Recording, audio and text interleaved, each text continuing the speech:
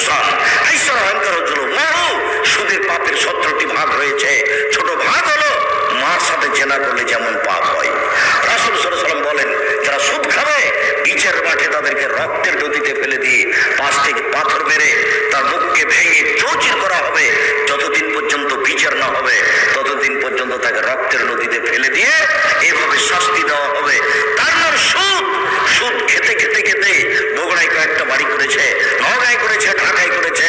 আজকে বলছে, আল্লাহ আমার সুদ খাওয়া ভুল হয়েছে, তুমি আমাকে মাফ করো। এই কথাটা বলার সাথে সাথে আল্লাহ বলবেন, আচ্ছা ঠিক আছে, আমি তোমার সব পাপ ক্ষমা করে দিলাম। কিন্তু নেশাদার দ্রব্য পান করে যদি 40 দিন আল্লাহকে নিজের দিকে